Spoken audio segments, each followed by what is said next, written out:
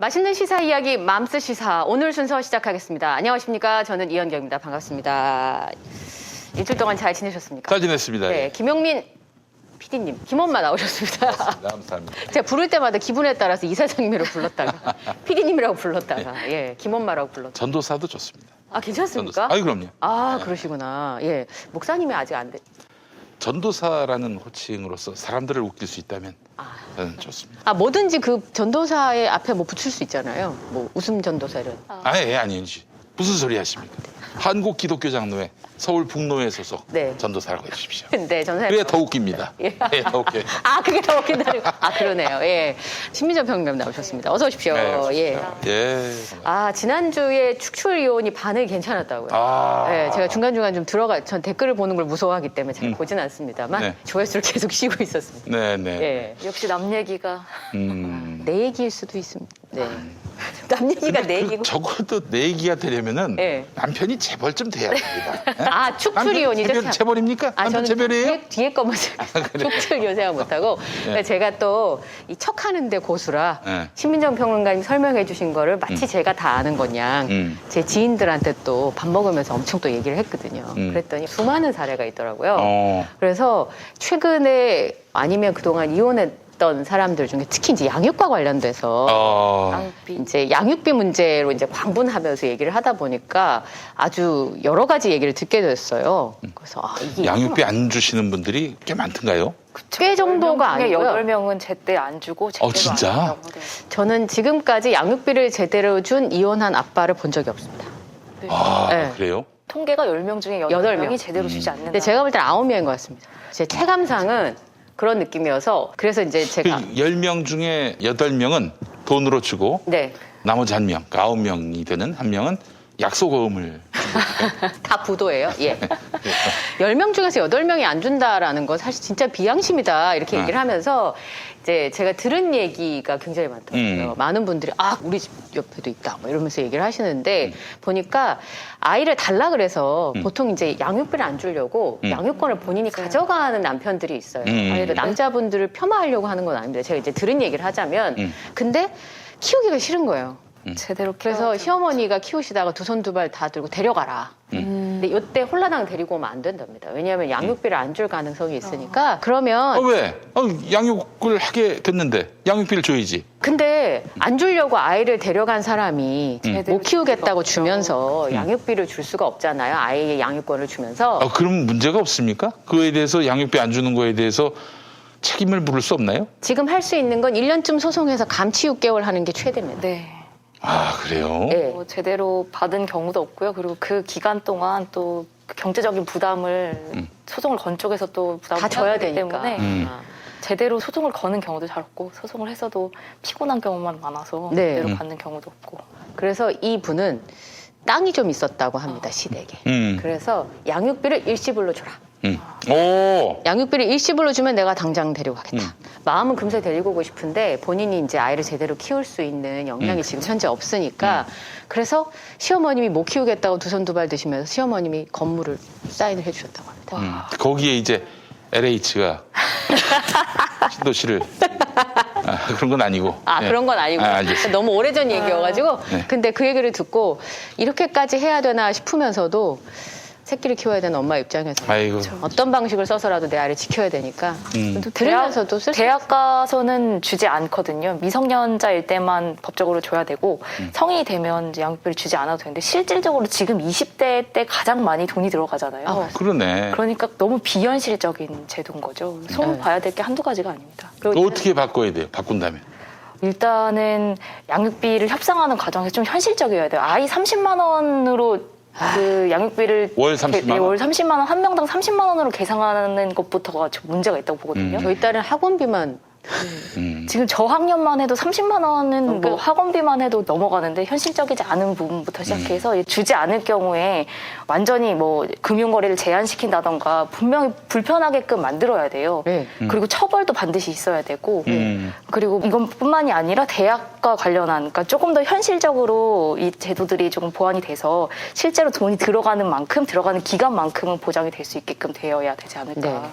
그 얘기와 축출위원회 가장 여성분들이 광분하는 중요한 것은 아이고. 내연녀가 생기기 시작하면 그 전까지만 네, 예, 재산 분할이 되고 그 이후부터는 재산 분할이 안 되는 물론 분할할 재산이 없는 저 같은 사람도 있습니다만 네, 그 부분에 가장 방분하셨고 알겠습니다. 예. 그렇게 아직 혼인 관계를 정리하지 않았는데도 불구하고 내연 관계를 맺는 건 말할 것도 없고 불륜 관계를 맺는 건 말할 것도 없고 심지어 중혼을 하는 사람들도 있더라고요. 네. 아, 실제로 있습니까? 지난 달에였던 편대 예. KCC 그분도 중혼하셨고요. 그리고 천도한 아들, 아들도 천도한 아들, 아, 그래요? 전재용, 박상아하고 목사님 되려고 하는 되려고 하는 목사님 되려고 한다는 뉴스를 제일 먼저 보도한 데가 평화나무입니다. 네. 네. 보도력을 축하드립니다. 아, 감사합니다. 네. 근데 하여튼 뭐 그렇게 해도 되나? 그게 되나요?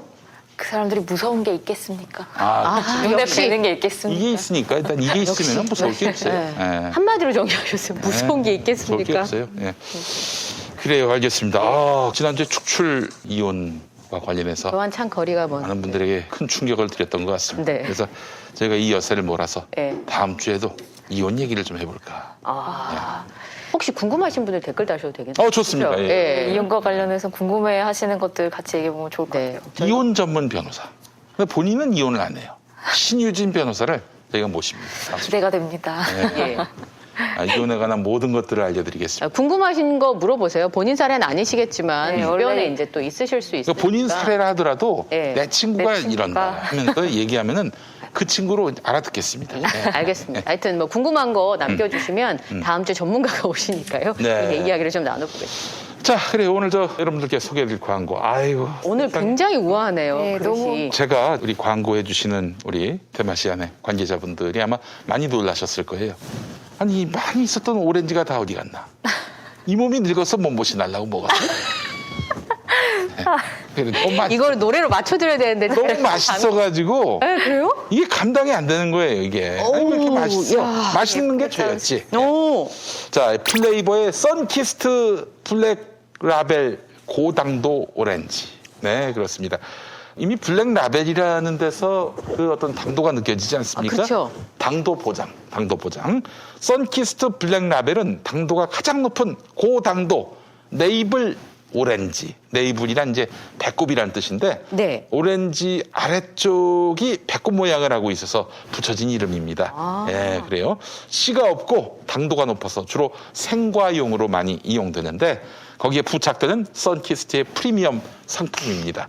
가장 맛있는 품종 중에서도 가장 과즙이 많은 한 개당 230g 내외의 대과로만 준비했습니다. 커요, 작죠. 130g 그렇죠. 진짜 무겁네요. 예. 그렇습니다. 재배된 오렌지를 1차 선별해서 미국에서 직송한 다음 다시 판매사에서 2차 선별해서 고객님께 판매하기 때문에 정말 높은 품질의 오. 정말 달콤한 오렌지를 저렴한 가격에 만나실 수 있습니다.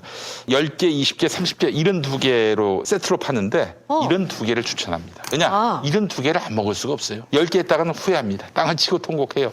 왜 이것만 시켰나? 예. 그쵸. 이게 6, 7개만 사도 선키스트 아니어도 10,000원 넘거든요. 네. 맞아요. 예. 선키스트고 블랙라벨인데 10개 11,900원이면 이건 정말 획기적인 그렇습니다. 가격 같습니다. 10개 11,900원. 한 개당 1,000원 꼴이에요. 네. 예. 자, 그런데 20개를 사면은 19,800원. 1,000원이 안 되죠. 1,000원 꼴도 안 되는 거예요. 예. 30개 28,900원. 오. 이런 두 개 61,000원. 네, 그렇습니다. 이거는 900원이 안 되는 거네요? 그렇습니다. 우와. 선키스트 블랙라벨 고당도 오렌지 대과. 네. 여러분들, 10개는 11,900원, 20개는 19,800원, 30개는 28,900원, 72개는 61,000원. 네, 정말 달콤하고 맛있는 선키스트 블랙라벨 오렌지. 김용민닷컴에서 사야 가장 저렴한 가격에 만나실 수 있습니다. 딴 데 가서 이 가격에 만날 수 있다는 게 아니에요. 네. 김용민닷컴에서 만나실 수 있습니다. 자, 한번 먹어보겠습니다.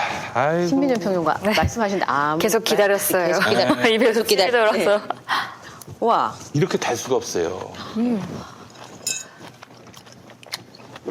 아이고. 쉬지가 않아. 아, 맛있네요, 진짜. 그쵸. 네. 그냥 달짝지근한 게 아니라 뒤에 무슨 맛이 나네요. 음. 신선한. 그냥 이렇게 오래돼서 나는 단맛이 있고 신선한데 단맛이 있는데 그러니까 저는 이제 오래된 단맛에 익숙해져 있었는데 이런 게 신선한 단맛인가 봅니다. 왜? 별로 안 맛있는 과일 사서 좀 익혀가지고 집에서 먹던 맛하고 완전 다른데. 와. 목이 다 시원하게 넘어갑니다. 아. 이 겨울에 이걸 먹어줘야 돼. 비타민이 많이 부족한 때. 그쵸? 너무 맛있네요. 근데 선키스트도 어떻게 라벨에 이렇게 따라서 예쁘게 잘랐을까요? 아, 그리고 되게 우아하게 먹는. 네, 너무 예. 아니 오렌지를 이렇게 예쁜데 잘라서 먹은 거 오랜만인 것 같아요. 역시 남이 잘라주는 게 제일 맛있어요. 너무 예쁜데요. 그냥 오렌지 채로 드신다는 소문이 있던데. 그래요? 껍질 안 먹은 거 다예요. 껍질 안 먹고. 네. 이렇게 귤 까듯이 깔 수 그렇지. 있습니다. 그렇게 해서 먹을 수도 있습니다. 예. 진짜 너무 달다. 맛있어요. 오. 자, 여러분. 플레이버 선키스트 블랙 라벨 고당도 오렌지. 여러분의 선택을 기다립니다.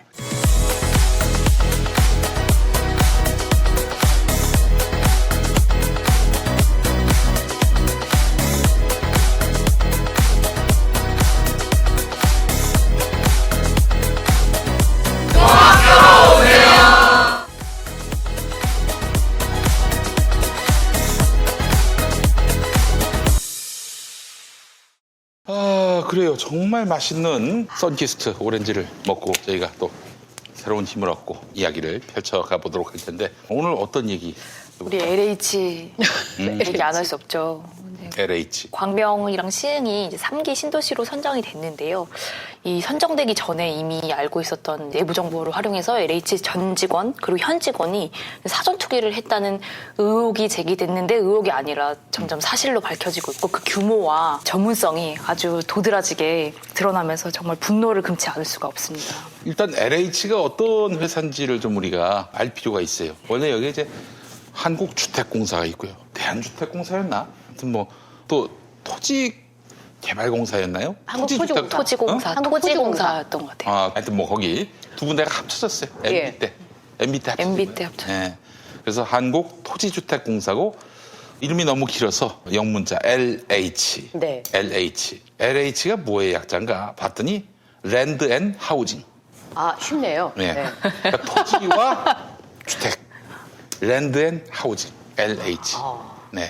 영어 울렁증이 있어서 지금 약자만 보면 약간 놀래는 지금 근데 괜찮네요. 여기 이제 랜드 원래 하우징. 본사가 저기 있었어요. 분당에. 아, 또 저 강남에 있었다가 분당으로 왔다가 어디로 갔을까? 진주로 가죠. 진주로 갔어요. 예. 근데 재밌는 게 토지주택공사가 토지공사가 있었고 주택공사가 있었을 네. 때 노무현 대통령 때 둘 다 지방으로 내려가야 했죠. 예. 본사가.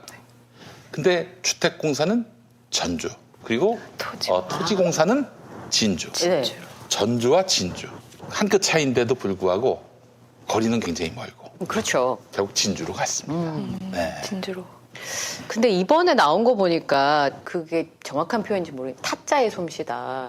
들으면 들을수록 저렇게 돈 버는 사람이 있구나 이거를 계속 아니 근데 이제 가슴에 사실은 이 토지주택공사가 뭐 하는 데냐면요. 민간 건설 회사는요. 왜 집을 짓습니까? 돈 벌려고 집을 돈 짓죠. 벌려고 짓는 거죠. 네. 그러다 보면은 돈 벌려고 짓다 보면은 서민주택, 평수가 작은 거. 작은 주택 여기를 지으려 하겠어요? 수익성이 떨어지는데. 그렇죠. 그래서 이제 사실 공공의 이익을 위해서 저소득층을 위해서 그렇게 해서 집을 지을 수 있는 공사가 필요했던 것이고 그게 바로 토지주택공사가 해야 할 일이었어요. 누구보다도 공익적 마인드가 투철해야 할 사람들이 바로 LH에 다니는 사람들입니다. 근데 이 사람들이 지금 내부에 기밀 정보로 투기를 했다는 거 아니겠어요? 그렇습니다. 현직만 13명이고 전직만 파악된 게 지금 2명인데요. 아. 100억 원대 규모고 한 네. 2만 3천 평 이상 지금 파악된 것만 이 정도 사실이고요. 제일 기가 막힌 거는 실명으로 거래를 했다는 거예요. 아직 파악된 건 차명도 파악이 되겠지만 그러니까 계속 오래전부터 해먹어 오던 문화라는 거예요. 내가 실명으로 거래를 해도 크게 문제가 되지 않을 거라는 생각이 있기 때문에 실명으로 거래한 게 아니겠어요? 이런 거죠. 아니 왜 나만 문제 삼는데? 벌써 이렇게 돼버린 거야. 네. 그 내부 글 올라온 것도 그러지 않았습니까? 뭐 LH 직원 투자하지 말라는 거냐. 그래서 사람들의 불난 마음에 또 기름을 붓는. 지금 참 기가 막힌 건 뭐냐면 지금 감독이나 선수들 스포츠 토토 못 하거든요. 적어도 스포츠 마인드로 이 정신을 가지고만 해도 이게 지금 말이 안 된다는 얘기인 걸 알 텐데. 아 이게 말하자면 이해 당사자들은 스포츠 그쵸. 토토에 걸 수가 없다. 금융 관련한 공기업에 그렇죠. 종사하시는 분들 주식 투자 마음대로 못 하죠. 못 하잖아요. 그렇지. 그게 법적으로 아주 당연하게 제시가 돼 있고 심지어 토토 하는데도 그렇게 돼 있는데 내가 LH 다니는데 나는 뭐 집 사지 말라는 거냐라는 거는 정말 이 마인드가 아니 집을 사지 말라는 게 아니라 이런 짓을 하지 말라는 거지. 그렇지. 지금 네. LH 직원들이 여러 명이 같이 돈을 모아가지고 개모임 하듯이 투자를 했어요. 58억 원 정도를 대출을 받았거든요. 지금 파악된 것만. 그러니까 사전에 정보를 파악했기 때문에 이 정도 규모의 대출이 가능했던 거지. 누가 이 월급을 받는 사람이 58억 원 대출을 이렇게 조직적으로 개모임 하듯이 대출을 받아서 투자했겠는가. 네. 이게 계획적인 투기다라고 우리가 볼 수밖에 없는 대목이 여러 가지 있지만 제가 좀 주목했던 대목 중에 하나는 이분들이 보상부 직원들이 대부분이거든요. 그러니까 우리는 사전에 알지 않았다라고 충분히 주장할 수 있는 게 보상은 결정되고 나서 이 보상하는 부서에서는 그때부터 움직이니까 우린 몰랐다라고 잡아뗄 수 있지만 이분들이 이 보상부 직원의 이 특기를 아주 잘 활용한 이 정황이 포착됐어요. 그러니까 대토보상이라는 제도가 있어요. 그래서 어떤 우리나라 거? 대토보상. 대토보상은 네. 뭐예요? 그러니까 여러 가지 요건이 맞을 경우에 토지 소유주에게 그 땅을 사면서 현금 대신에 땅으로 대신 보상을 해주는 제도인데요. 아 현물로? 네, 그러니까 이번 이게- 정부에서 네. 강력하게 이 대토보상 비율을 늘리겠다라고 이제 발표를 한 지 얼마가 안 됐어요. 그러니까 엄청난 이 토지 보상금이 현금으로 풀리면 이 시장을 자극하게 될 수 있기 맞아요. 때문에 이렇게 대토보상 비율을 높이겠다고 이제 정부에서는 그런 거고, 근데 이 대토보상을 다 받을 수는 없고요. 여러 가지 요건이 있는데 그 중에 소유주 한 명이 대토를 받을 수 있는 면적이 또 제한이 되어 있고, 또 농지의 경우는 1000제곱미터 이상이어야 된다는 제한도 있습니다. 그래서 이 LH 직원들이 이거를 아주 잘 파악하고 있잖아요. 보상부 직원이기 때문에. 그래서 그 가족과 그 직원들 여러 명의로 한 필지, 한 주소지였던 그 땅을 7명이 공동 명의로 사고요. 그리고 그 필지를 4개로 쪼갭니다. 5,000평 정도 되는 거를 4개로 쪼개서 원래 한 필지였고 그리고 한 명이었다면 대토보상 요건에 딱 한 건만 될 텐데 4개로 쪼갰기 때문에 최소 4배 이상의 대토를 받을 수 있게 되는 거죠. 거기가 확실히 개발될 걸 알고 있었기 때문에 그렇죠. 이런 과감하게 심지어- 돈을 모아가지고 투자를 할 수 있었던 거예요. 하나는 길도 없는 맹지입니다. 아주 이 기가 막혔던 부분이 또 뭐가 있냐면 농지여서 내가 거기에 과수 몇 개 심어놓고 내가 여기서 농사 지으려고 했다라고 하는데 가보면 나무 2개 정도 있는 뭐 그런, 그리고 뭐 묘목 몇 개 있는 몇십억짜리 땅을 사서 나무를 키우려고 했다라고 주장하는 분들도 계세요. 근데 누가 봐도 정황상 이건 투기가 확실하죠. 네. 얘기 들어보니까 수법이 저는 이제 이번에 기사가 나서 봤는데 왕버들 나무를 점점하게 심으셨더라고요. 근데 조경업자분들의 설명에 의하면 왕버들 나무는 수변공원 조성할 때만 쓰는 희귀수종이랍니다. 그래서 그거를 촘촘하게 심어서 그럼 저는 많이 심으면 많이 주는 줄 알았거든요. 그러니까 나무 숫자가 많으면 많이 주는 건 아니고 그 촘촘하게 심었을 때 이식 비용이라고 해서 심는 비용만 주는 줄 알았는데 뽑는 비용도 준대요. 다른 데 가서 심어야 되기 때문에 그걸 뽑아서. 그래서 요 왕버들 나무를 62,000원으로 계산하면 그 심은 거 하고 그건 보상비만 10억이 넘더라고요. 그런 걸 누가 알았겠습니까? 전문가분들이니까. 그렇죠. 보상부 직원들이 아주 특기를 네. 살려서 아주 정확하게 파악한 내부 정보로 보상받을 수 있는 모든 방법을 총동원한 거예요. 그렇기 때문에 어떤 핑계도 이건 받아주면 안 되고, 그래서 오늘 정세균 총리가 오늘인가요? 아주 강력하게 패가망신할 정도로 이거 조사하겠다라고 하셨거든요. 근데 보도는 잘 안 되더라고요. 저는 그 폐가망신한 단어 때문에 깜짝 놀랐어요. 보통 그런 말 잘 안 쓰잖아요. 엄벌하겠다라는. 그 정도 뜻인데. 강력한 표현이 필요할 것 같아요. 왜냐하면 지금 주거 안정을 시키겠다고 이 정부가 얼마나 애써왔습니까? 뭐 잡히진 않았지만 정말 기운 빠지는 서민들 입장에서는 LH 위에 사람들이야 그렇다고 치더라도 그 밑에 있는 직원들까지 해먹었다고 하면, 그리고 이걸 정부에서 제대로 이걸 처벌하지 않는다고 하면 민심 돌아설 수밖에 없어요. 그래서 정세균 총리가 패가망신이라는 표현까지 써가지고 다음엔 무슨 표현을 쓸까 지금 고심하고 있다고. 너무 다음엔 강한. 다음엔 흙을 파가지고 거기다 뿌리자. 이런 얘기를 지금 준비하고 있다는 소문이 있어요. 이 투기하면 또 생각나는 사람이 있지 않습니까? 뭐니 해도 투기의 원조는 MB. 나 MB입니다.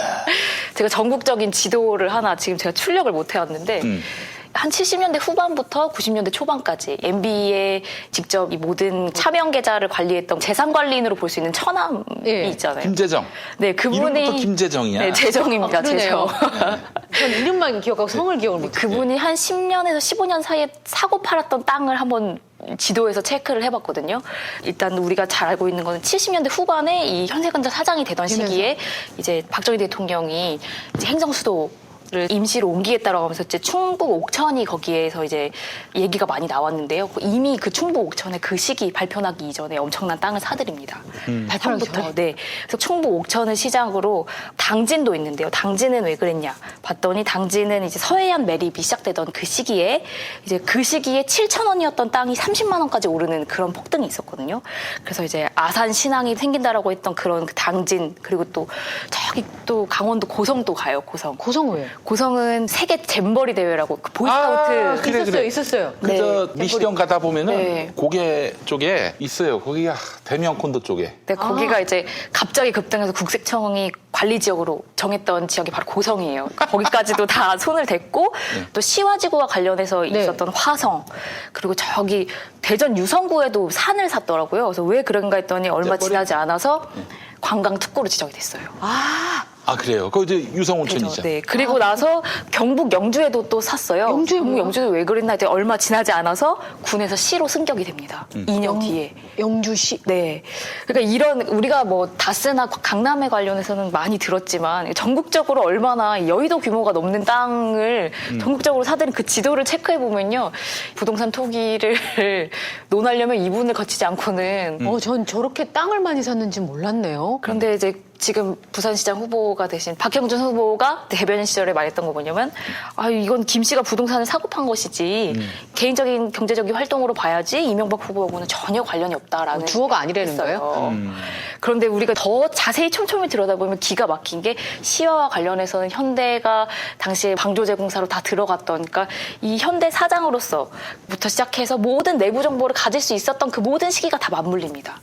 그리고 또 가까이 보자면 또 뉴타운 있잖아요. 청노동 네. 뉴타운 시장 시절에 있었던 거기도 마찬가지로 친인척들이 다 땅 투기를 해서 100억 원 이상의 차익을 올렸어요. 그러니까 이분을 거치지 않고는 우리가 이 대한민국의 부동산 투기에 대해서 얘기를 할 논하면 안 되는 수가 거. 없죠.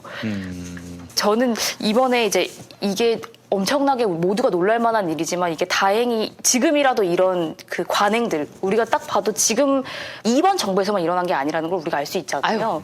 사실 이 비슷한 일들은 거의 제가 사일에 들어온 계속 것만 있었을 해도 거예요. 쭉 있었어요. 이번에 아주 강력한 법제도를 만들어야 된다고 봅니다. 주식가 같은 경우는 내부 정보를 활용해서 만약에 이득을 취했다라고 하면 완전히 환수하는 그런 것도 있고요. 10년 이상의 징역도 규모에 따라서 받을 수 있어요. 그런데 지금 부동산 같은 경우는 제재할 수 있는 법적 장치가 이렇게 강력하게 있지 않습니다. 더군다나 이제 금융감독원처럼 이것을 감시하는 기구도 제대로 설치가 안 돼 있는 경우가 많아요. 그러니까 상설 기구로서 이 부동산 투기를 정확하게 감시하고 그리고 이런 불법 투기를 잡아낼 수 있는 상설 기구가 반드시 필요하다라고 생각이 들고요. 그리고 지금 이분들 뭐 토지주택공사법, 뭐 공공주택특별법 또는 뭐 부정부패 방지법 이런 법으로 최대 7년이야 7천만 원까지 받을 수 있다고 치지만 이게 법 적용을 어떻게 하느냐에 따라서 충분히 빠져나갈 수 있거든요. 그러니까 주식 같은 경우는 내부 정보가 무엇인지 뭐 회사 내부에서 결정된 사항이고 외부에 아직 알려지지 않은 정보고 뭐 이렇게 좀 구체적으로 설명이 돼 있어요. 내부 정보가 뭐라고. 그래서 그 내부 정보로 인해서 수익을 얻었을 경우에는 이 사람이 했던 행동들을 자세히 파악하면 이 법에 걸리는지 안 걸리는지 그 사례를 조금 더 이제 구체적으로 해석할 수 있게끔 법이 나와 있는데 지금 업무상 비밀, 내부 정보라고 하는 것만으로서 이분들 부정부패 방지법으로 넣기에는 어떻게 법을 적용하느냐에 따라서 정보를 전달받은 그 루트를 정확하게 확인해야 되고 우리가 이제 그 증거에 따라서 이분들이 법을 충분히 피해갈 수 있는 상황이라는 거죠. 그러니까 저는 이 처벌뿐만 아니라 중요한 건 뭐냐면 내가 이렇게 머리를 써서 하더라도 그래 뭐 내가 걸려서 한 6개월 살다 나오면 100억 정도 나눠 먹을 수 있으니까 6개월 살다 나오지 뭐 하는 식으로 생각하시는 분들이 많은 것 같은데 얻어낸 이익을 완전히 몰수하는 방식의 법이 필요할 것 같아요. 네. 어젠가 보도에 보니까 내가 여기서 이걸로 잘려도 지금 신민정 평론가 말씀하신 것처럼 그 수익으로 평생 살 수 있으니까 괜찮아. 뭐 이렇게 생각하시는 분들도 있는 것 같더라고요. 아니, 예를 들어서 10억을 당겼단 말이에요. 네. 그리고 1년 감옥 갔다 와. 그러면 1년 감옥 갔다 와서 10억 번이면은 저도 갑니다. 아니, 그래. 아니, 참. 이렇게 말하면 안 될까요? 네. 아니 뭐 갑자기 속마음 나온 걸 어떻게 하겠어요? 네, 너무 진심이 튀어나왔네요. 네. 10억이라고 하면. 아 근데 김원마 10억은 너무 소소합니다. 이분들 하신 작업 규모를 보니까 나무만 씹어도 10억이고. 네, 나무만 씹어도 10억이기 때문에 10억 가지고는 안 될 것 같습니다. 그게 보상비가 그렇다는 네, 거예요. 보상비만 그러니까 땅에 땅값은 별개고. 또 별개의 문제니까요. 100억인데 거기 58억이 대출이라고 이제 참여연대에서 발표했잖아요. 네. 그럼 최소 저기서 인정받은 건 제가 봤을 때는 그거보다 훨씬 많으니까 아까 벌금 5천만 원인지 7천만 원인지 내시고 네, 쭉 다니실 수 있을 것 같더라고요. 제가 보니까. 뭐 환부가 드러났으니까 수술을 안 할 수 없겠죠. 완벽하게 해야죠, 이럴 뭐 때는. 그대로 내버려 둔다면은 뭐 이 정부는 망하려고 작정한 정부가 될 것이고요. 그럴 리는 없을 거라고 판단을 합니다만은 근데 말이죠. 그렇게 LH 직원들만 혼쭐을 내고 끝날 일인가?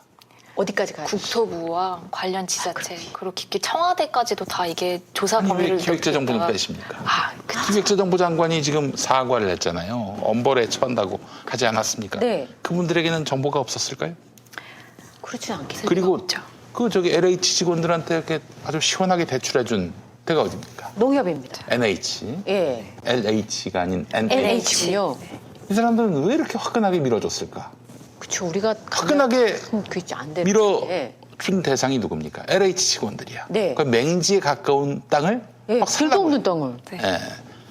그러면은 자기들은 아유 우리는 빌려준 사람에 불과하지 뭐 그 사람들이 어디에 샀는지 관심 갖지 말아야지 이럴까? 이런 문제도 있고 그리고 무엇보다도 아, 우리가 지금 조사하는 대상이 개발 예정지, 네. 수용 대상 토지 이건데 거기를 사는 사람들은 하수들입니다. 그쵸. 뭐 하수라고 정말 하면 하수들이에요. 그 주변 지역이 정말 금싸락이라고 하더라고요. 그렇지. 네. 그 주변을 파헤쳐야 돼. 왜냐면은 수용될 대상의 땅에서 팔자를 고치려고 하면 안 돼요. 끝까지 버티고 나 안 판다. 이래 버리면은 강제 수용이 또 가능한 부분이 있어요. 그렇죠. 근데 그 주변 땅은 관계가 없거든. 그냥 뭐 팔자 고치려고 작정하고 안 판다.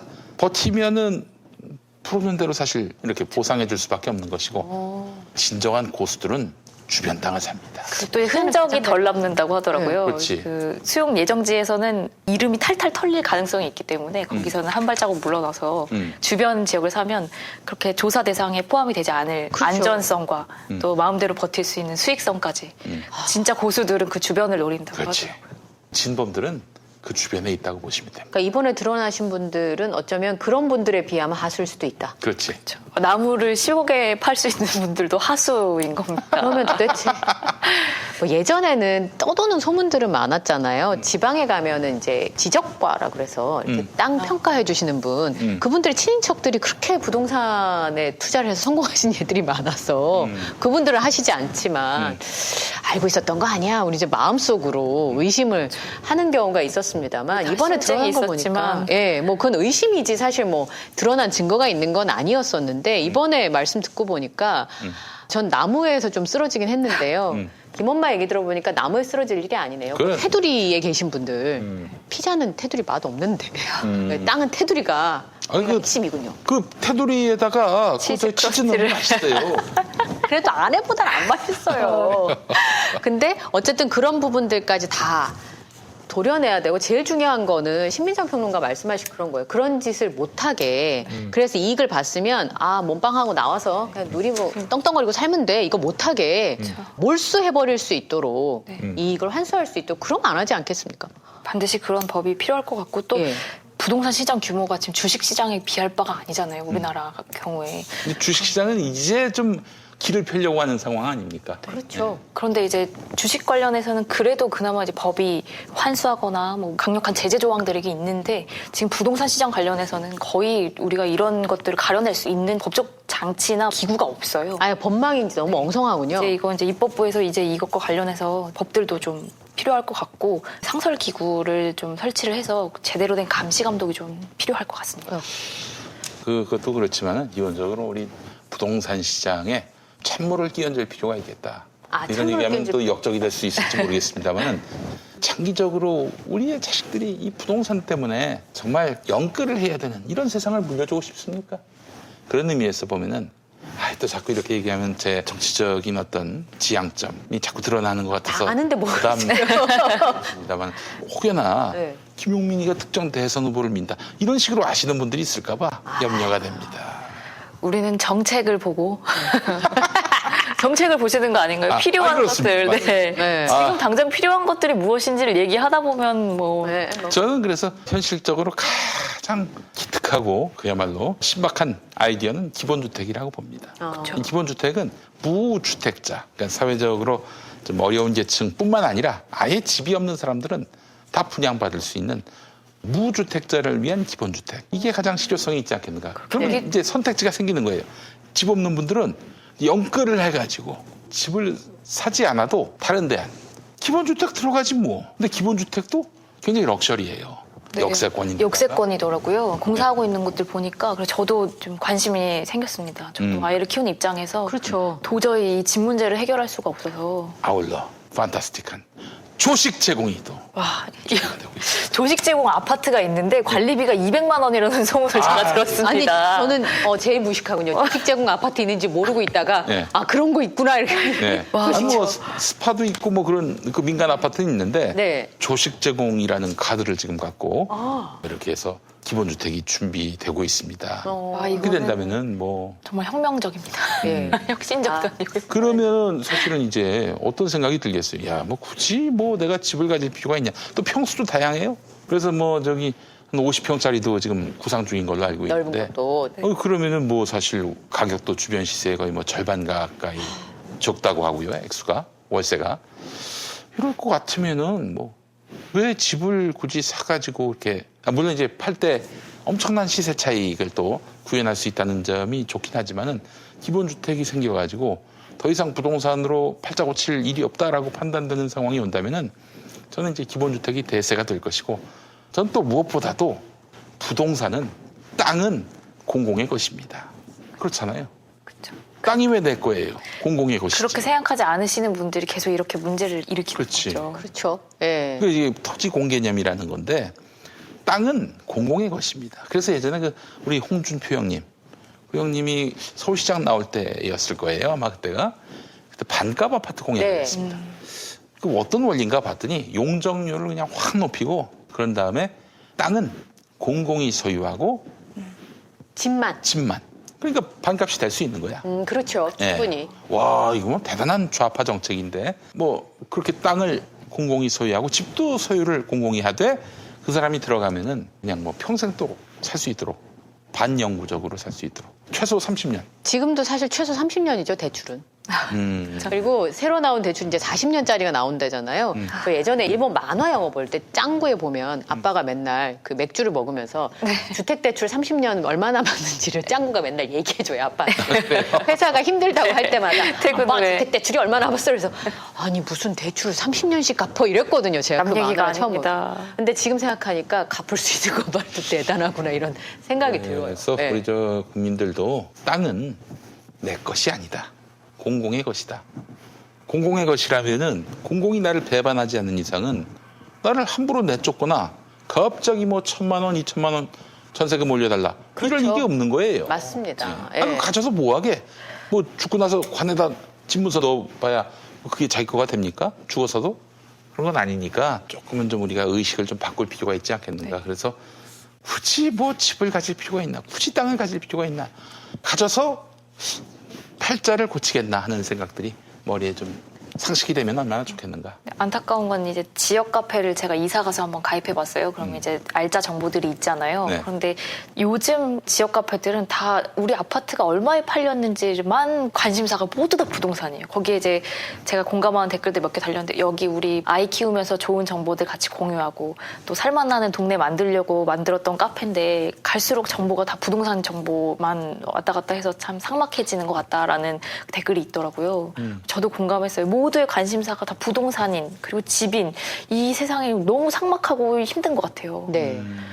우리 아이들은 이런 세상에서 살지 않았으면 하는 바람이 큽니다. 네. 사실 제가 지난주 일주일 동안 마음이 너무 심란했어요. 저희 꼬마가 이제 3학년인데 초등학교는 같은 지역에서 다니게 해주고 싶어서 근데 저희 집 있는 데가 너무 너무 많이 올라가지고 제가 약간 엄두가 안 나는 금액을 넘어서 버렸어요. 그러니까 열심히 일해서 갚을 수 있는 정도를 이미 넘어버린 상황이라 제가 4억에 받던 집이 1년 뒤에 갔더니 6억이 됐더라고요. 그리고 8개월 뒤에 확인을 해보니까 9억이 됐더라고요. 이제 그렇게 오르면 저같이 일해서 돈을 버는 사람들은 약간 엄두가 안 나는 상황이 그렇지. 됐는데 거긴 또 그렇다 치더라도 전세를 계속 살아도 상관은 없는데 우리 꼬마가 이 초등학교를 6학년까지 못 다니게 될지도 모른다는 생각이 드니까 걱정이 좀 되는 거예요. 왜? 왜냐하면 전세값도 그 이상으로 올랐기 때문에 2년 동안 그렇게 올랐으면 전세값도 어마어마하게 2년 동안 2배가 올랐으니까요. 6년을 3년을 이렇게 네, 한 학교를 견뎌야 다닐 수 되니까 있을까? 어쨌든 전세를 살더라도 이제 저희 주인집 아주머니가 이제 돈에 별로 관심이 없으신 분이라 제가 아이고, 잘 견디고 다행이다. 있습니다만 근데 만약에 어머니 마음이 바뀌실 수도 있으니까 이제 그런 걱정을 하니까 너무 걱정스럽고 마음이 너무 아픈 거예요. 아, 내가 이래서 우리 꼬마가 친구들을 다 버리고 또 이사를 가야 되나 그랬는데 얼마 전에 제이슨하고 홍현희 씨 부부가 아까 연끌 얘기하면서 금수저 뭐 흙수저 플라스틱 수저 얘기했더니 그분들이 명언을 남기셨더라고요. 우리 부모님이 수저밖에 안 되는 거냐. 그래서 정신을 똑바로 차리고 아까 말씀하신 것처럼 이게 심리잖아요. 근데 저희 지역에 갑자기 많은 사람들이 이사 온 건 아니었거든요. 네네. 근데 이게 심리적인 거여서 근데 한 채 있으신 분들은 10억짜리 아파트가 됐어도 10억을 팔고 다시 10억으로 이사를 가야 돼서 사실 마찬가지긴 해요. 여러 채 있으신 분들이야 뭐 돈을 많이 버시는지 모르겠습니다만 김용민 평론가 말씀하신 것처럼 실제로 내가 사는 집이 보장이 된다고 하면 이렇게까지 경쟁적으로 대출을 많이 받아서 그렇게 집을 사는 일들 자체는 좀 심리적으로 막을 수 있겠다는 생각이 좀 들기도 합니다. 한편으로는. 요즘에 저희 사는 동네 경기도 거기- 용인시 거기 완전 떴잖아요. 계속 이게 오르는 이유가 뭔가 살펴봤더니 서울의 집값이 너무 올라가지고 맞습니다. 도저히 살 수가 없어서 내려오는 거예요. 네. 예. 근데 거기도 만만치 않던데 제가 네? 보니까. 그 용인 사람들이 이제 저 평택 가야 되고 평택 가면 저 천안 계속 가고 밀려나야 뭐 되는. 그래야 되는 건지는 모르겠습니다. 이제 평택을 무시하고 평택의 가치를 제가 폄하하는 건 아니고 어쨌든 집값이 저렴한 곳으로 가다 보니까 지금 서울이 1,000만이 안 되잖아요. 그게 집값 때문에 이동한 사람들이 많아서 인구가 계속 줄고 있다고 하거든요. 이제 그런 얘기를 들으니까 아니 뭐 살고 싶은 데서 살 수도 없을 정도로 이런 건 진짜 문제가 있다. 누군가가 이걸 좀 고삐를 좀 잡아줬으면 좋겠다. 이런 생각은 저절로 하게 되더라고요. 의식 개혁이 안 될 때는 물기를 트면 됩니다. 아. 국민들 보고 생각을 좀 바꿔주세요. 여러분들 이렇게 호소해봐야 생각이 바뀝니까? 쉽지 않아요. 새로운 선택지를 만들어내는 게 바로 공공의 역할인데 여기까지만 하겠습니다. 네. 더 얘기하면은 김용민이가 특정 대선 주자를 민다. 이런 또 얘기가 나올까봐 네. 염려가 돼가지고 이 정도로 여기까지. 하겠습니다. 저희는 정책을 보고 얘기하는 거니까요. 예. 저희는 가장 필요한 정책을 얘기하고 있으니까 자꾸 이야기가 나오는 거. 그러니까요. 예. 어쨌든 우리 애들한테 엄마를 수저로 판단하지는 않게 해주고 싶습니다. 아니 예. 요즘도 그러나 몰라요. 옛날에 뭐 저기 초등학교 학생들끼리 야 너는 뭐 저기 자가라며, 넌 뭐 전세라며, 네, 그걸 왜 체크했는지 임대라며 뭐 이러면서. 아직도 아니 애들끼리는 얘기를 해요. 그래서 제가 저희 꼬마한테 대국민 사과를 너는 빌라에 살고 있으니 미안하다 그랬더니 뭐 괜찮아 엄마 이렇게 자기들끼리는 얘기를 한대요. 예, 그래서 좀 좋은 실망스럽고 거 가르칩니다. 했는데, 누구한테 예, 배웠겠어요. 예. 아이고. 가슴이 아파. 이 부동산 얘기하면 좀 씁쓸하긴 한데 방법이 있을 수 있다는 얘기를 경험하게 네. 하셨으니까. 그리고 또 무엇보다도 너무 수도권에 편중돼 있는데 지방에 분산시키면 얼마나 좋겠는가. 맞습니다. 지금 지방대 얘기 뉴스를 통해 접하셨죠? 대구대 이달- 총장님은 물러나셨던데요. 예, 나중에 받은 것까지 다 합쳐서 80%를 제대로 채우지를 못해가지고. 국공립대마저도 지방의 국공립대마저도 정원에 미달해서 네. 정말 지금 뭐 난리도 아니에요. 그 뭐 꽃피는 시기만큼 이렇게 점점 없어질 거다 대학이 뭐 그런 얘기들을 많이 하더라고요. 그 개화되는 시기 그 순서처럼 대학이 없어질 거다 이런 얘기를 하던데 아까 김원박께서 말씀하신 것처럼 사실 지역에 살면 굉장히 마음이 풍요로운 것 같아요. 전 지방 출신이라서 그런지 몰라도 여기는 집을 한 채 살려고 해도 그렇게 어렵고 사실 밥을 먹으려고 해도 줄 서야 되고. 그렇지. 예. 전라북도의 한 대학 같은 경우에는 원하는 학과 한의대 빼고 네. 한의대는 워낙 또 그렇죠. 많이 이건 몰리니까 뭐 전국이 다 그러니까. 뭐 선택 실기 없이 체육대에 진학. 그러니까 원하는 학과에 들어갈 수 실기 있고 없이 체육대. 실기도 없이 체육대학에 처음부터 다 가르쳐 준다는 소리죠. 심지어 네. 50만 원 지급. 아, 줘요 돈을? 네. 돈을 줘요. 아니 사실은 선진국은 줍니다. 아 줍니까? 그리고 예전에 그 특정 대선 후보 네. 그분 같은 경우에는 이제 서울대 갈 실력이었는데 워낙에 또 중고등학교 때 돈벌이에 나서 가지고 힘들어서 장학금도 주면서 등록금 전액 면제는 말할 것도 없고 그래서 월 한 20만 원씩 주는 모 대학에 들어갔어요. 네. 근데 이제는 50만 원을 줍니다. 예. 그리고 대전에 있는 한 학교는 첫 학기 등록금 전액 지원. 에다가 저거 진짜 멀지 중요하거든요. 않은데. 첫 학기 때 부모님 너무 힘들어가지고. 그리고 에어팟 프로 3세대제. 네. 에어팟 프로 3세대. 네. 그리고 충청북도는 좀 약하다. 전역료와 수수료 무료. 예. 그건 앞에 거 듣고 보니까 좀 별볼일 약하네요. 없어요. 그죠? 좀 위쪽이라 그런가 봐요. 네. 아, 충청북도의 또 다른 학교는 기숙사 100% 보장. 기숙사 보장도 이게 큰 카드입니까? 그럼요. 저희 때만 해도 큰 카드였죠. 수도권에 사는 친구들은 못 들어왔어요. 성적 일정 성적 이상 돼야 그렇죠. 되고 지방 예. 우선순위 있고. 근데 지방에 가도 그래도 어느 정도는 계속 돈을 내야 되기 때문에 기숙사에 들어가면 굉장히 안전하고 좋긴 하죠. 네. 또 저기 부산에 있는 어떤 학교는 1년간 학비 면제. 1년이면 1년 너무 크죠. 1,000만 원입니다. 이렇게 예. 생각해. 그렇죠. 네. 전과 100% 보장. 그러니까 어느 과로 들어갔는지 예. 이제 딴 과로 갈 수 있다. 어, 그리고 250만 원 상당의 장학 패키지를 제공한다. 이게 있고 장학 패키지는 뭘까요? 뭐 외국 뭐 어학연수나 그것까지 다 포함해서? 네. 까요? 뭐 여러 가지 프로그램. 부산의 또 다른 학교는 추가 모집 등록생 전원에게 100만 원씩 지급하는 뭐 이런 정도. 아, 근데 이게 아마 옵션이 점점 해가 갈수록 더 늘어나겠죠. 늘어날 고객을 유치하는 것처럼 학생들을 유치하는 맞습니다. 대학이. 그러니까 학교도 사실 경쟁력이 있어서 지방으로 공부를 하러 갈 수 있고 거기서 또 취업해서 살 수 있으면 이렇게까지 서울의 집값이 뭐 하늘 모르고 올라가지 않을 텐데. 이제 수도권 아닌 학교의 추가 모집이 전체 90%를 넘었고 미달 수는 작년에 3배고 이렇게 되고 있어요. 지방대는 정말 학생 절벽인데 아마 이게 수도권에도 뭐 물밀듯이 몰려올 현실일 겁니다. 경기도까지도 요즘 소멸될 예정이라고 하는 경기도 뭐 지자체에도 있는 상황이니까. 네네. 네. 사실은 1970년, 71년 그때는 100만이 넘었어요. 한 해 신생아 수가. 요즘은 30만이 안 되잖아요. 30만, 그쪽 20만 예. 내서 30만 사이죠. 27만, 28만 정도 되니까. 근데 그 저기 93년에는 또 너무 대학 입시가 사회적 문제가 되니까 어마어마하게 학교를 또 늘려줬어요. 정원도 늘려줬고. 그렇죠. 그러다가 이제 2000년대 중반쯤 와가지고는 이게 뭐 학령 인구 수가 그러니까 신생아 수가 확 줄면서 과가 없어지고 막 혹은 뭐 장학금 지원을 금지하는 대학이 나오는 거죠. 그러니까 퇴출시키려고. 그래서 저 같은 경우에는 모 대학의 연극영화과에서 이제 교양 수업을 했는데 네.